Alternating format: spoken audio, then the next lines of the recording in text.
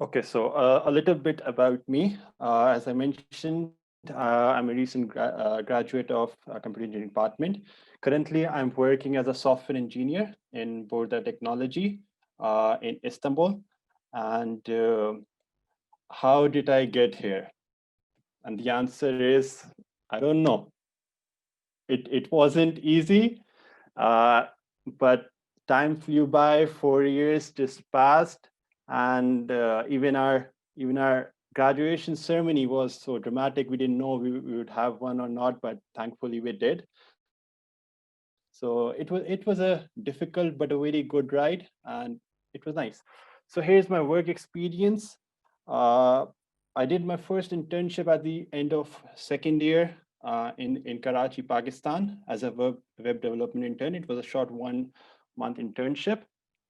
And then you see there are three different positions that I worked as in the same company. So basically, what happened is at the end of my third year, I applied to board the technology, and I did my internship at the Izmir office as a software engineering intern. At the end of my internship, they offered me a part-time job, and I worked as a remote software engineer. I worked from my dorm 7 room in dorm 78 in Ankara, and uh, at the time of my graduation, I was offered a full-time position. So now I'm a software engineer at their Istanbul office. So why did I decide to stay in Turkey? Firstly, it was a career-based decision. Uh, for me, I had two options: stay in Turkey or go back to Pakistan. And when it comes to my own field, computer engineering software, uh, Turkey is way more ahead than Pakistan. So I knew that in order to advance, Turkey is always going to be the better option. The second reason was I knew the place and the people well by now. I'm not talking about the country. I'm talking about the company per se, because I had been there for over a year. By the time I was offered a full-time job, I knew the people. They knew me. I knew what my employees expected from me. So I knew what I was signing up for, and it was I never even had a first day at the office because I knew everyone. I knew the place. And the third one was, it's very personal. I'm chasing my dream. I always wanted to work at a beautiful city like Istanbul, and here I am. The plan is to go ahead, go forward, but let's see, one step at a time. So it wasn't all good and easy. Obviously, I'm facing some problems as well. The first one is language barrier. So all of you must know by now that we all need at least some Turkish to survive in Turkey. And even though most of us, like maybe fourth years or the graduate, we can speak some Turkish, but it's not enough to fill the need in our professional capacity. So that's going to take a lot of hard work, but you could be lucky depending on your field. So in my field, I'm lucky because in computer engineering, all the technical documentation is in English. So English is always a requirement, even for Turkish nationals. It's a very advanced field. We have customers from all over the world. So employees expect you to speak English. In my Turkey, end of every meeting, they summarize it for me in English, and they're very kind to me in that sense. The second one is legal obligations. This is very important, very complicated, and something none of us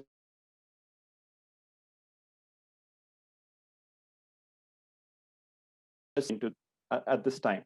So from a student permit to a work permit, it's a technical process.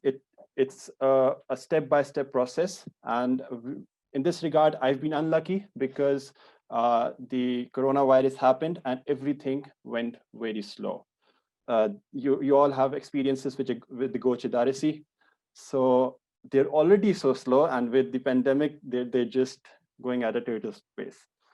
The second point is employers' reluctance and or lack of knowledge. So what I mean by that is that hiring foreigners is not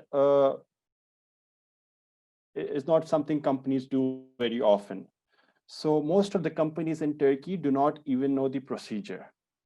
They usually ask, if you ever go to interview, they ask you like, what's the procedure, and you expect them to know. So hopefully after this session, you all know that the companies are supposed to apply for your work permit, and this even they're reluctant because of this, because they can always hire a Turkish national. He would know the language. So you have to make sure that you present yourself in a way that they know that you're worth the effort. So as Suzanne mentioned, there's a minimum salary limit for foreigners. I know for my field, for engineers, software engineers, uh, you must be paid at least 3 times the minimum wage. So the minimum wage is around 2,800 or 2,900 Turkish lira, which means that my salary should be around 9,000, but it's not. I obviously cannot tell you my exact salary, but the companies have ways to work around it, and they do. And obviously, this rule applies to people who are coming with years of experience. So even you, like you, number one, you shouldn't expect that you as a fresh graduate, you're getting a job and you expect you to be paid 10,000 liras. You should just be thankful that you're getting a job in this time. So job hunting tips, this is very important.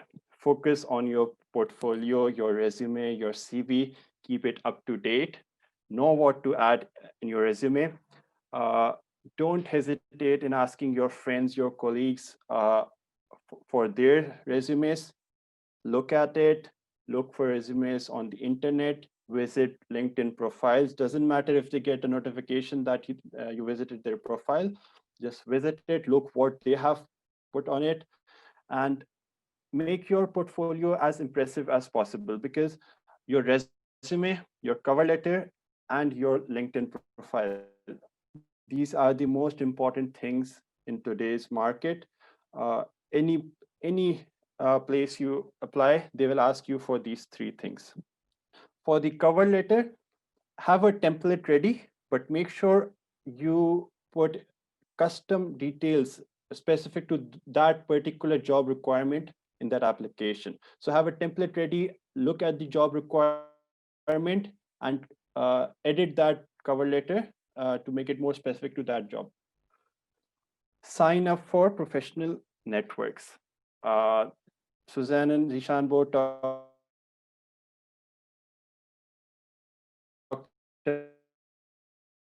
about is one. They have a lot of jobs, and the final is scary.net, and that's in Turkish, so it's a bit tricky, but Google Translate always helps. And just present the best version of yourself there. There are many videos on YouTube, on LinkedIn Learning, on how you could uh, make a good LinkedIn profile. Watch them, learn from them, look at others' profiles, and just try to present the best version of yourself. And the third is apply everywhere, literally.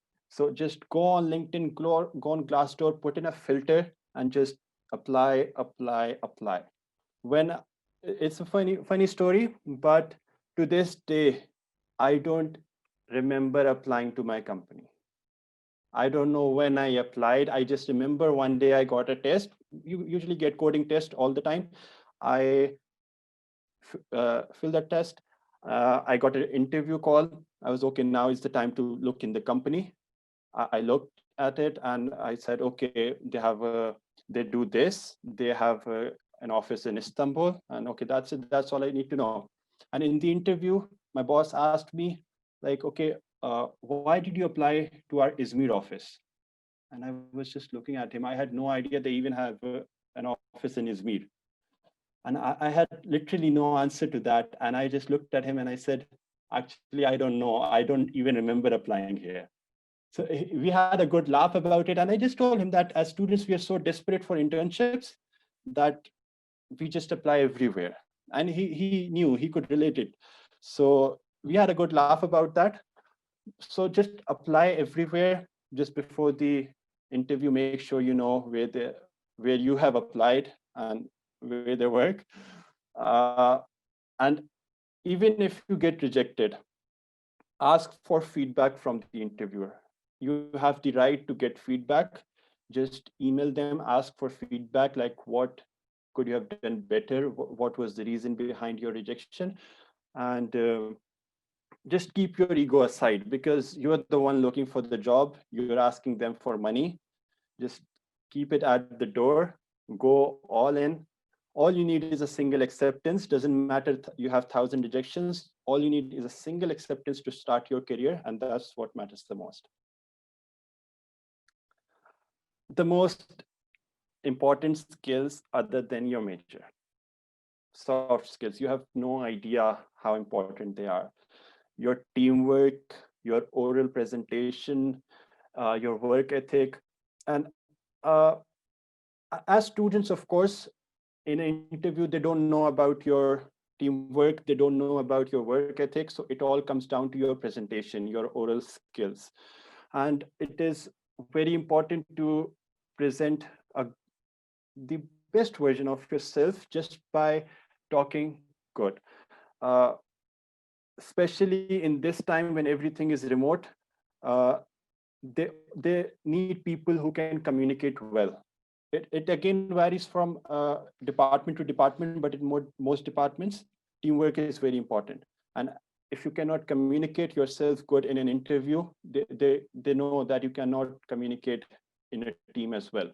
So just make sure that you're easy, you're comfortable, and it's okay to be nervous, but don't let it on the screen.